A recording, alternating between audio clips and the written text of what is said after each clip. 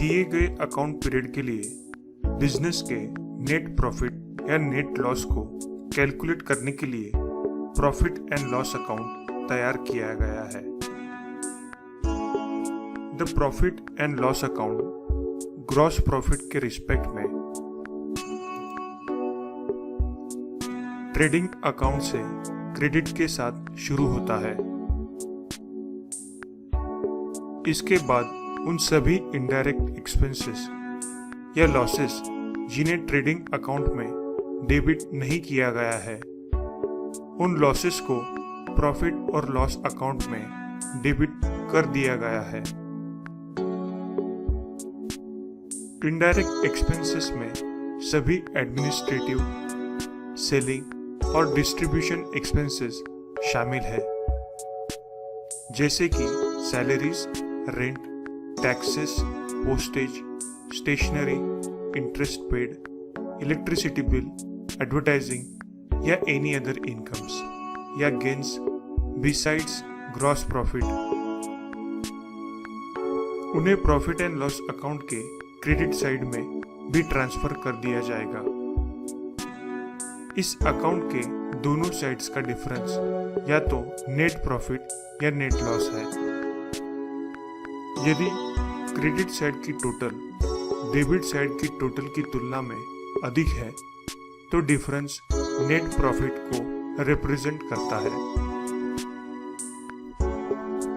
On the other side, यदि debit side की total profit या नेट लॉस से अधिक है तो प्रोप्राइटर के कैपिटल अकाउंट में ट्रांसफर कर दिया जाता है। नेट प्रॉफिट कैपिटल को बढ़ाता है, जहां नेट लॉस कैपिटल को कम करता है। प्रॉफिट एंड लॉस अकाउंट के डेबिट साइड में किए गए एक्सपेंसेस या चार्जेस जनरली 3 कैटेगरीज में क्लासिफाई किए जाते हैं।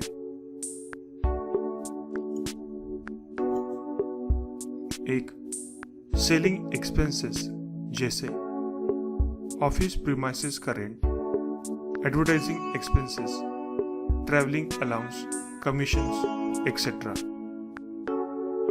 सेकेंड, डिस्ट्रीब्यूटिव एक्सपेंसेस जैसे packaging charges, vehicle maintenance, outward cartage etcetera.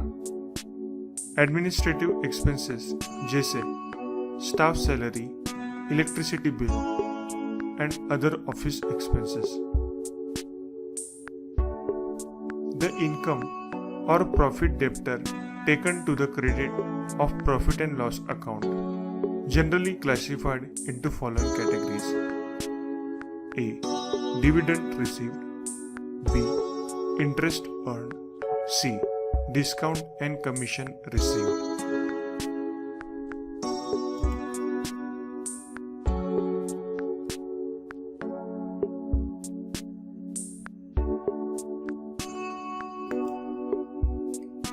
Trading account और प्रॉफिट एंड लॉस अकाउंट की तैयारी करने के लिए जर्नल में किए जाने वाली एंट्रीज क्लोजिंग एंट्रीज के रूप में जानी जाती है।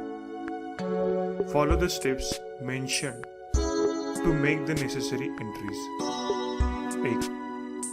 एक्सपेंसेस और लॉसेस के अकाउंट्स को क्लोज करने के लिए प्रॉफिट एंड लॉस अकाउंट को डेबिट करें और करेस्पॉन्डिंग एक्सपेंसेस अकाउंट को क्रेडिट करें।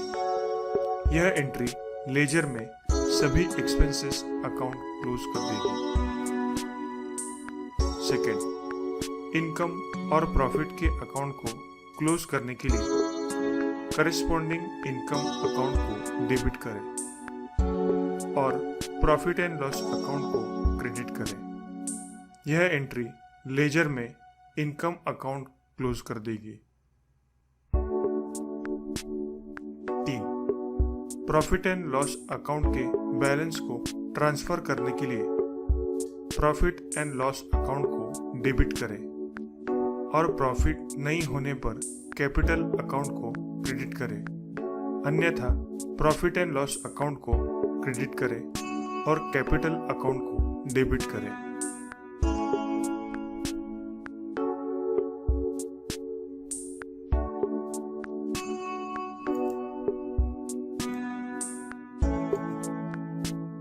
The balance on account debit side की टोटल और क्रेडिट साइड की टोटल की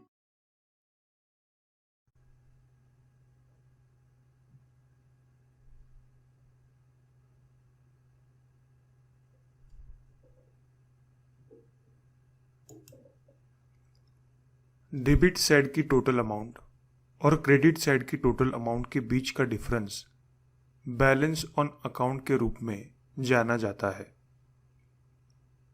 यदि अकाउंट के दोनों साइड्स पर टोटल अमाउंट इक्वल है, then the account is said to be squared up and by the end of the period debit या क्रेडिट करने के लिए कोई बैलेंस बाकी नहीं रहता है। यदि किसी अकाउंट की डेबिट साइड की टोटल क्रेडिट साइड की टोटल से अधिक है तो फिर उस बैलेंस को डेबिट बैलेंस कहा जाता है, अन्यथा उसे क्रेडिट बैलेंस कहा जाता है। अगर by the end of the period एक अकाउंट का बैलेंस पता लगाया गया है तो फिर इसे अकाउंट के क्लोजिंग बैलेंस के रूप में जाना जाता है। यदि अकाउंट रियल है, एसेट से रिलेटेड या पर्सन से रिलेटेड, तो फिर एक ओपनिंग बैलेंस के रूप में क्लोजिंग बैलेंस को सक्सीडिंग पीरियड तक ले जाया जाता है। लेकिन यदि अकाउंट नॉमिनल है, एक्सपेंसेस, लॉसेस और इनकम से रिलेटेड, तो इस तरह के बैलेंस को प्रॉफिट और लॉस अकाउंट में ट्रांसफर कर दिया जाता है।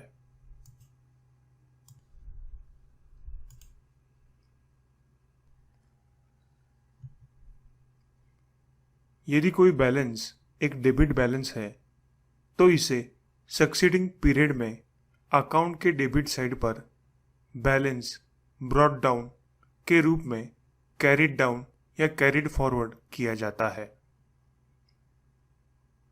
ऑन द अदर साइड, यदि बैलेंस क्रेडिट बैलेंस है तो इसे बैलेंस ब्रॉट डाउन के रूप में अकाउंट के क्रेडिट साइड में लाया जाता है।